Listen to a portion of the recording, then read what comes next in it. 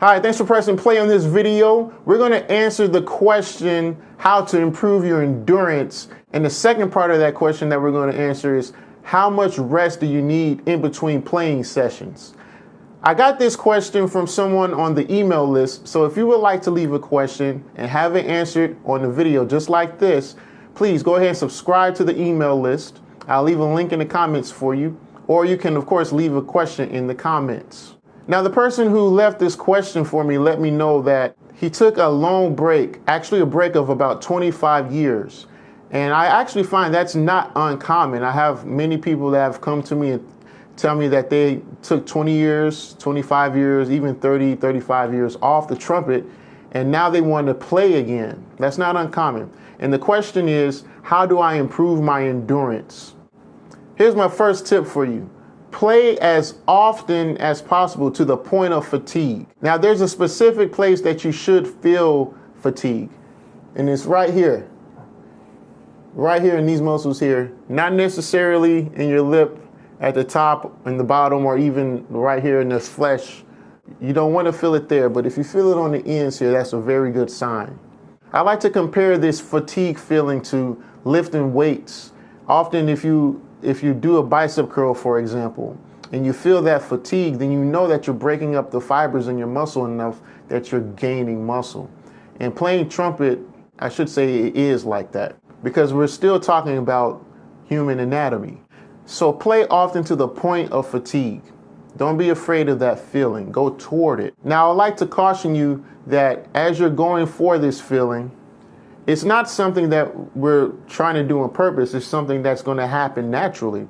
So as you're going on with your trumpet routine, you're playing your exercises like lip slurs and long tones and whatever else you're playing, whatever music you're playing, you're going to get tired eventually, and that's fine. So be sure not to put any excess pressure against your lips here, because you don't need any help getting tired. It's going to happen naturally. My second point is this, that you need to rest. And the general rule of thumb is that you want to rest as often or just as much as you play. So if you just had a 45-minute practice session, then rest for 45 minutes. If you practice for 60 minutes, then rest for 60 minutes at least. Now, if you have a job to play later in the day, I do think it's best to rest a little more than 45 minutes or an hour before the job, because you want to be fresh for the job still. And I would like to share with you what has worked for me. I often have a cutoff point of 3 o'clock in the afternoon where I don't play. And this is all relative. It depends on what time my job starts. I like to have between 4 to 6 hours of rest, meaning 4 to 6 hours without the trumpet on my face at all before performance. Another little bonus tip I like to give you is go to sleep, take a nap. That helps your body to rejuvenate. My third tip for you is improve your flexibility. So lip slurs are very important here. If lip slurs are new to you and you can only go between 2 notes right now, that's fine. Start with where you are. But the main thing is that you improve your flexibility. My fourth tip is to use the Caruso method. If you've been watching the videos that I post here on YouTube, I talk about the Caruso method very often. And that's because it works. Have you tried the Caruso method yet? Yes or no? If yes, what's your experience with it so far? And if you haven't tried it, do you plan on trying it in the future? Leave your answer in the comment section below. Now, while I'm talking about the Caruso method, because it works, I want to introduce you to some other books that use the Caruso method. I've used these books in the past and they have helped me. Here's one book called Corners by Alan Cohen. And another book that uses the Caruso concepts is this one. It's called Flexus, Calisthenics for Brass, or actually Jazz Improvisers. My final tip for you today is this.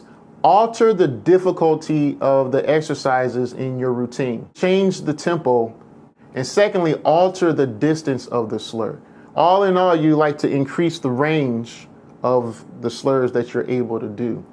Being flexible, I believe, is key to improving your endurance long term. If you're new to playing lip slurs, I like to recommend another book for you.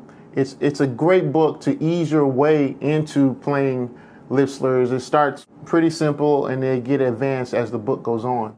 This is 27 groups of exercises for the cornet and trumpet by Earl Irons. Buy this book. I'll link up to all these books.